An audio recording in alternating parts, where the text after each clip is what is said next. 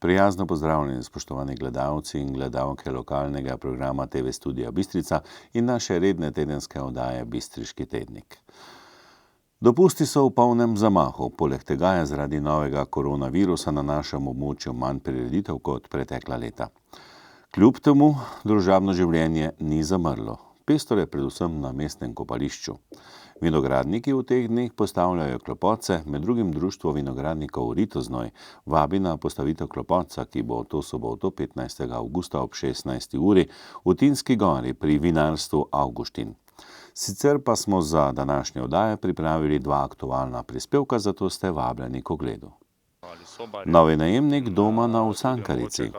Izšla knjiga Zgodba o metulju.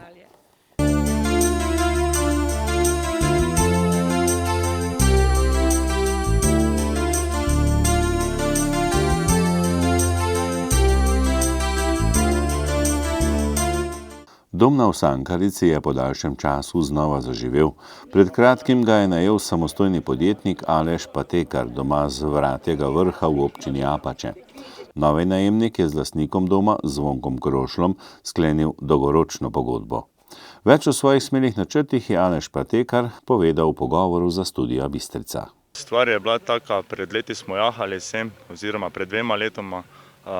Všeč mi je bila narava, koča, vedno sem želel iti v gostinstvo. Do zdaj sem bil zaposlen v Avstriji in ker sem pač imel 2 operaciji pruha, 1 hrbtenice, sem se odločil, da fertik s težkim delom in da bom sam svoj šef in da prodam hišo, investiram denar v dom na Usankarici. Torej, pravih izkušenj z gostinstvom in turizmom do sedaj niste imeli? Ne, niti malo. Kakšna pomoč v kuhinji, mogoče kakšne 2 tasni pijače na kakšni veselici sem odnesel, druga pa nekaj. Takoj ste se zagnano lotili dela. Kaj vse ste že postorili, odkar ste tukaj? Vsekakor objekt smo dobili v zanemarjenem stanju. Potrebno je bolj urediti sobe, kuhinja, še nas čaka investicija, potem novi jogi v sobah, uredili smo malo okolico. Je pa dejstvo to, da smo komaj 14 dni tu in da smo v roku 14 dni beležili okrog 50 nočitev. Ljudi so nas dokaj hitro spoznali, ker naša vrlina pa naš namen je biti prijazni do vseh, jih gostoljubno sprejeti in narediti kočo čim bolj domačo. Kdo vam pri tem pomaga? Ja, pomagata mi starša, potem od brata, sin in tudi imamo študente. Ostali kader pa še iščemo. Torej, natakarico oziroma natakarja in kuharja in kuharico. Točno tako, natakarja iščemo, kuharja, sobarico ali sobarja in tudi mogoče kakšno receptorko, da se tudi lahko birokracija dela dalje. Kakšna je vaša trenutna ponudba? Kaj vse je na voljo? Pri vas gostje lahko vnovčijo tudi tako imenovane vavčerje. Točno tako je, pri nas lahko vnovčijo tudi vavčerje, to smo uredili v hitrem postopku čim prej, da smo lahko takoj ponudili to strankam. Trenutno imamo hrano po naročilih za večje skupine in petek, sobota, nedelja, torej vikende, ker še nimamo kadra. Tako da, ko bo pa kader in ko se bo to razbremenilo, bo pa koča odprta tudi 24 ur na dan, tako da zjutraj ob 3. uri, če bo kdo pozvonil, ga bomo prijazno sprejeli, bomo ponudili kakšen obrok in to je naš namen. Kot rečeno, vam idej ne zmanjka. Kakšni so torej vaši dolgoročni načrti? Moji dolgoročni načrti so seveda najprej urediti kažipoti. 90% ljudi se pritožuje na Pohorju glede markacij, glede označenih poti. Naprej, kaj pa je, pa so načrti imeti šole v naravi, različne dejavnosti za šole v naravi, kot so postavitev bivaka, reševanje ponesrečenca na progi, lokostrelstvo, pohod z baklami na Črno jezero do padlih borcev, različne dejavnosti, potem uredite kaške proge. Največji moj načrt, kaj pa sem si ga dal, pa bi rad postavil najmanj 30 zemljank za pohorsko atrakcijo, da bodo ljudje lahko tudi prenočili v gozdu, tako kot so prej včasih vojaki. Kot rečeno, obisk torej je, pohodniki prihajajo. Zanimivo je, da se je obisk v času COVID-19 celo povečal. Ja, ko eni zapirajo, takrat eni odpirajo in moj namen je bil res, da se dokažem sam sebi, sem trmoglav zelo in da v največji krizi, ko so vsi mi govorili, si nor, ne idi v to, sem se odločil za projekt in sem stopil v to, začel brez razmišljanja, samo akcija, akcija, akcija. Zanimivo je, da ste v tem času že v narekovajih rešili kar nekaj planincev. Je pa tudi to res, ja, prvih 10 dni, vsaki dan so prišli gostje, ki smo jim pomagali in smo jih vozili na pesek ali na Roglo. Največja skupina je bila 8 ljudi, 4 otroki, 4 odrasli, 2 odrasla smo dali v prtljažnik, 4 zadaj, 2 še spredaj in 9 ljudi se nas je peljalo z odprtim prtljažnikom na pesek. Tudi sicer je za vas sodelovanje zelo pomembno, tako že sodelujete s hotelom Jakcem in Zavodom za kulturo Slovenska Bistrica. Seveda z Zavodom za kulturo sodelujemo zaradi tudi muzeja in znamenitosti raznih, ki jih imamo na Pohorju, z hotelom Jakec pa tudi on je moj učitelj, jaz se od njega srkam njegovo znanje, delimo izkušnje, mi pristopi vedno na pomoč, kdaj ga potrebujem in zahvala gre tudi celi družini Jakec. Z njimi bomo poslovno sodelovali za šole v naravi, ko smo že omenili, za smučanje, da bo tam organizirani prevozi iz naše hiše na smučišče. Tam bo tudi kosilo za otroke, potem nočitev, večerja pa zajtrk pa pri nas. Prav tako pa ste se sestali tudi že s podžupanom občine Slovenska Bistrica. Točno tako, bili so cela delegacija teh ljudi, ko imajo muzej in so pomembni za pohorske znamenitosti in za te dejanja, ko se tu dogajajo. In jaz smo stopili v sodelovanje, so mi ponudili roko, pomoč in tudi njim gre zahvala. Pri Kulturnem centru Maribor, Zavodu za umetniško produkcijo in založništvo, je pred kratkim izšla knjiga Zgodba o metulju. Več o knjigi je povedala avtorica Stefanija Krhlanko. Prvi zametki te zgodbe o metulju pravzaprav segajo že 40 let nazaj. Nastala je po zgledu zgodbe Zamacija, je tako? Ja, res je. To je pravzaprav se rojevalo dolga leta. Odvisno pa je bilo od tega, od moje zagnanosti, ker sem v šoli poleg slovenščine še marsikaj poučevala, sploh pa je bilo zanimivo delo s klubi OZN in takrat sem želela biti malo bolj razgledana pa pametna, da se malo pošalim. In sem našla en dober seminar mednarodni v Kopru za mirovno vzgojo, se ga udeležila, doživela čudoviti teden z mednarodno udeležbo in to je bilo seme za vse te stvari dalje. Potem sem to uporabljala, ko sem dobila ustrezne stvari, to lajnico pa luknjače in tako naprej. In ko sem vse to pač našla na didakti nekje v Münchnu, sem počela v šoli res z natečaji. Z otroki, to je trajalo več kot 10 let in je nastalo ogromno čudovitih raziskovalnih nalog in natečajev. Z nagradami seveda. Na to pa ste to prakticirali tukaj v Centru za starejše metulj? Ja, najprej se nisem s tem popolno ozlanico in s temi stvarmi ukvarjala, ampak sem enostavno sodelovala. Ko se je metulj ustanovil, so rekli, to bi bilo zate in sem se udeležila. S svojim znanjem in s prijetnostjo, ki sem jo tudi doživela, sem ostala, saj sem rekla, da je to moj drugi dom. In ko sem videla, kako čudovito je lahko druženje s pozitivno energijo ljudi in da je vsak starejših upokojencev, lahko rečem, biser, ki se je kalil vse življenje, je tu res tako pozitivna energija in če se to poveže v sinergijo, so to čudoviti trenutki. Kakšna je pravzaprav vsebina knjige, kako ste zastavili njen koncept in kakšen je njen globlji pomen? Ja, zakaj je zdaj knjiga nastala? Sem rekla, 10 let ob 10-letnici je bilo in so seveda, ker sem skoraj vsak dan bila tukaj v Metulju, me vprašali, vsi so bili radovedni, kaj pa imaš ti v Metulju, da si vsak dan tam, kaj je tam zanimivega. In potem sem si mislila, gledajte, objavljamo v Panorami, pišemo, kje smo bili, program je objavljen na 3-4 mestih, v časopisu vsakokrat in sem si mislila, nekaj bi pa bilo treba narediti, če smo premalo prepoznavni. Pa se spomnim jaz na mojo šolo, pa na zgodbo za Macija, pa sem si rekla, dajmo, kaj pa, če bi jaz naredila tako ustvarjalno delavnico s temi starejšimi ljudmi. Sprejeli so mojo idejo in takrat se je pravzaprav začela nastajati ta knjiga. Pol leta pred izidom, pred 10-letnico. Takrat so rekla, zgodba mora malo prej priti, da bomo do 10-letnice. Seveda knjiga še takrat ni šla, ampak zametki so pa tukaj.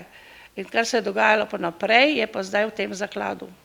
V bistvu pa je to ves program, dogajanje, človek bi rekel enostavno povzetek tega, kar se je v teh 10 letih razvilo z tega metulja.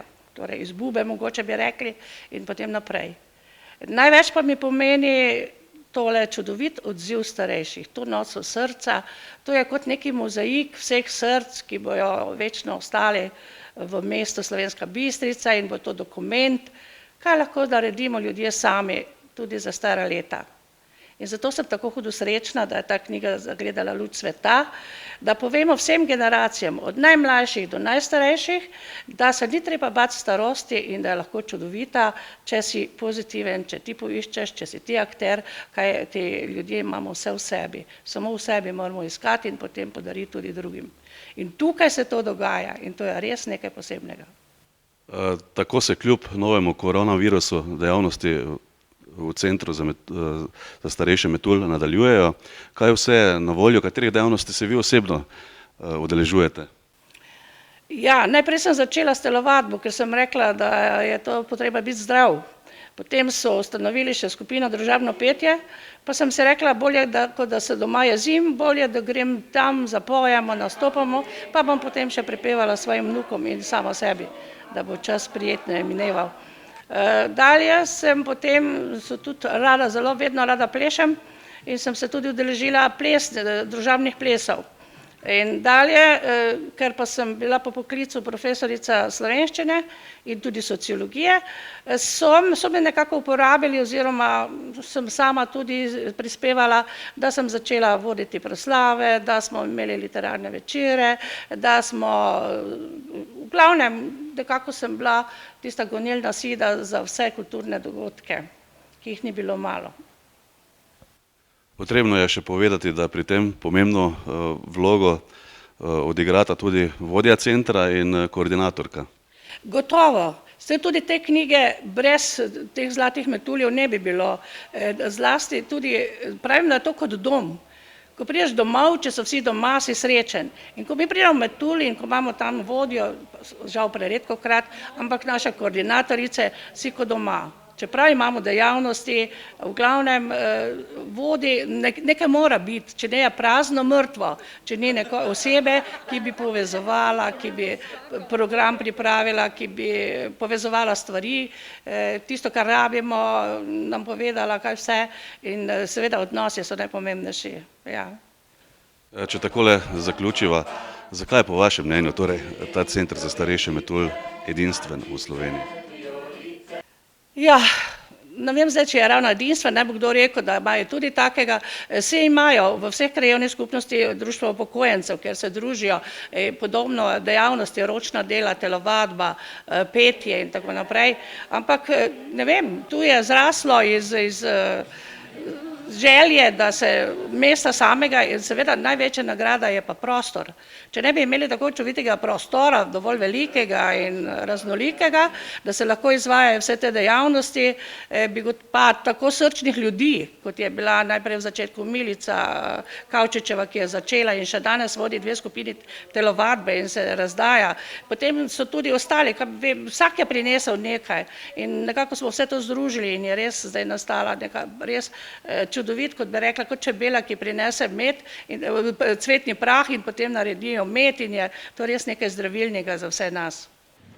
Če si kisle, najbolje in če družbe si želiš, se oglasi pri Metulju, tam jo tudi